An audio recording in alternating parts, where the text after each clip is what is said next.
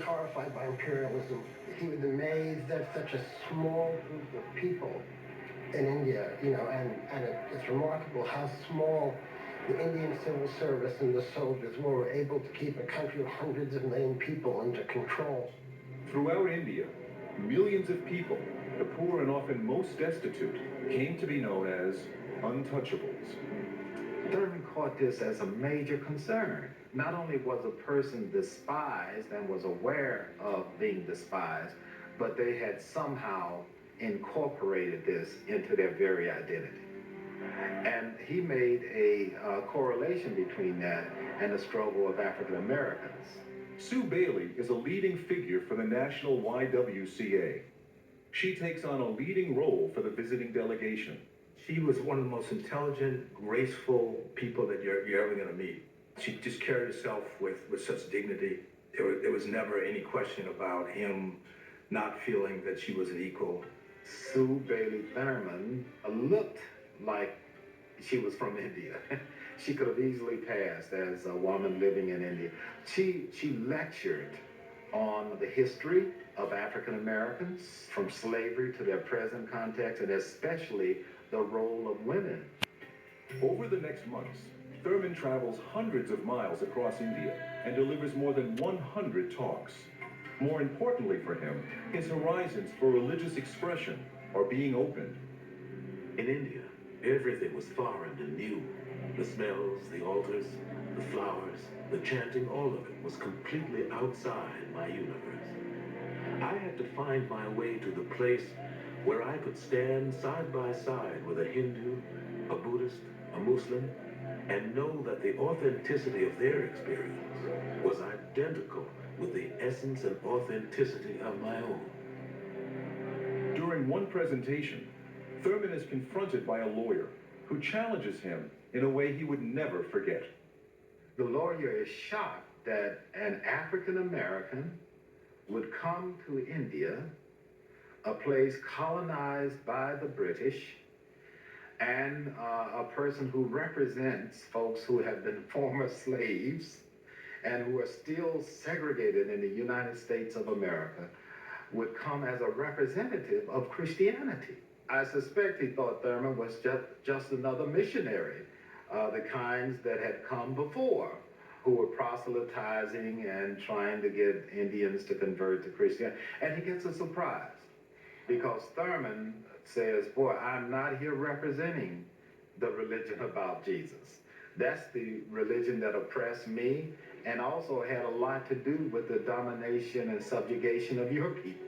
The religion of Jesus, though, is a liberating religion. And it's a religion that the oppressed can own because Jesus was oppressed. Good news to the poor. Heal the brokenhearted, set the captive free. That's the character of the religion. Now, some characters within the religion don't accept the mission statement. They're just using the name of, but the character of the religion is defend the poor, deliver the needy, set the captive free. But an historic encounter is about to unfold, as the delegation is invited to meet privately with the man who has become India's most remarkable figure, Mahatma Gandhi. Myself as a soldier of peace. African Americans from the early 20s were writing about Gandhi, calling him the greatest man in the world, the greatest man of color in the world, speculating about how Gandhi's nonviolent crusade could be translated to an American context. He began asking questions, all kinds of questions about Negro life, about democracy in the United States, about education, public education, private education, churches, the whole gamut. And for Thurman, I think there's a profound reverence for Gandhi. That here is someone who is leading a movement of social transformation, committed to the philosophy of nonviolence as a spiritual expression.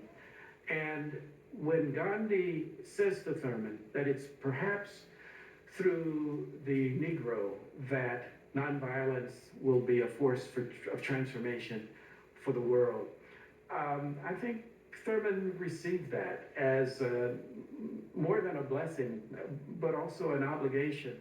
He said, now, just before you go, I want to ask you to do me a favor.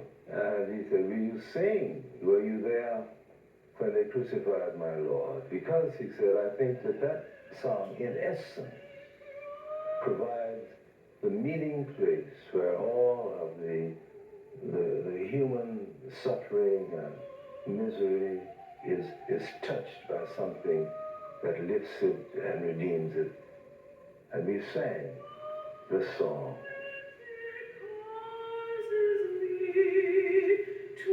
Thurman's earlier notions of nonviolence are given new meaning. He leaves India with a deeper appreciation for the spiritual grounding for any nonviolent movement, and a commitment to see it realized for his own people in America. And he came back speaking and talking about the philosophy and the discipline of nonviolence. And he would preach and teach at colleges, universities. He would give these unbelievable lectures. And so it did influence Dr. King a great deal. He painted a picture. He made it real. The 1940s, and America is drawn into yet another world war, this time in Europe and the Pacific. The horrible atrocities, as well as the all-out commitment to war, pose a challenge to any notion of nonviolent resistance. Thurman remains a pacifist, but not an absolutist. He is not saying that violence has no role whatsoever in addressing the threats of community or the threats upon an individual. Are there exceptions to a nonviolent response? Possibly so. So he's writing letters, especially to African American military people, men and women,